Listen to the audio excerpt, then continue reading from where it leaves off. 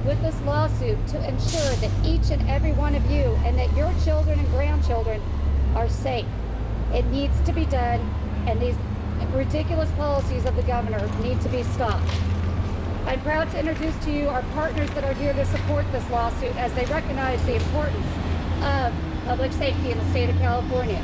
And I would like to ask Assemblyman Nathan Fletcher from the 75th District of San Diego to come forward. Thank you. Thank you, Nina. Thank you, everyone, for being here. It's a privilege to stand with crime victims groups and fellow legislators who are committed to public safety. The first responsibility of government is public safety.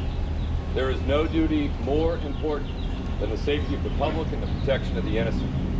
The voters reaffirmed their commitment to this basic belief when they passed the California Crime Victims Bill of Rights, Marcy's Law, in 2008.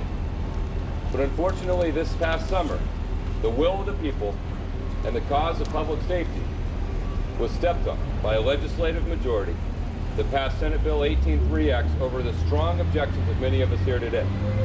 This legislation is unconstitutional, it violates public safety, and it needs to be immediately stopped. Releasing dangerous criminals before they have paid their debt to society and have been properly rehabilitated fails the people of California. Everyone in California knows the reality of our fiscal mess. While many of us believe we have enough money to ensure public safety because it's the primary responsibility, I think a lot of us also agree there's tremendous cost savings to be found from reforms inside the correction system. But we don't balance our budget on the backs of crime victims. And we don't put in danger the safety of our children and the innocent in our society because of a fiscal crisis. Budget problems are never the reason for government to abdicate their primary responsibility, which is public safety. Early release will lead to more crime victims. Last year, when this legislation was being debated in Sacramento, everyone saw a study by the Los Angeles Police Protective League that estimated early release would lead to almost 250,000 new crimes in the next 3 years. We saw a January 2009 Rand Corporation study that concluded the average prisoner on early release would likely commit 13 new crimes before being rearrested. And unfortunately, we've seen this demonstrated already. In early February, after county facilities started releasing inmates, we saw an inmate who'd been serving a sentence for violating his probation from an early assault charge be released early. He was arrested for the attempted rape of a woman 16 hours after he had left jail. True savings in dollars and lives will come only when the Department of Corrections faces reality and reforms itself. The legislature should start by cutting rapidly growing prison administrative costs. When all the costs are added up, we spend roughly $47,000 per year on each prisoner. Other states do it for half the cost. Between 2005 and 2008 alone, a 3-year period, prison administration costs in California grew by 105%. This happened while our prison population was declining, and while California's incarceration rate was below comparable states.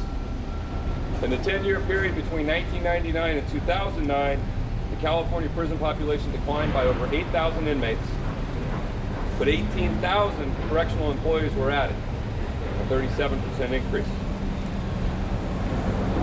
It's clear there are cost savings to be had from within the correction system. So the argument that you compromise public safety and release potentially violent criminals to save money, while needed internal reforms are neglected, doesn't pass the smell test for the people of California. There's no excuse for it, and it needs to be changed. There are opportunities, as we've mentioned, for savings and reform throughout the Department of Corrections, and we stand ready to work with all of our colleagues, with crime victims groups and others, to find these savings. But we are not going to be party to proposals that jeopardize the public safety of the people of California in an attempt to balance the budget. How many more families? How many more children? How many more women have to be victims of needless crimes before we reaffirm our commitment to public safety? Anything less than locking up dangerous criminals for as long as possible is failing our children, it's failing our citizens, and it's failing our obligation to the people of California. And I'm proud to stand in support of this lawsuit and in support of efforts to keep these folks incarcerated longer. Thank you.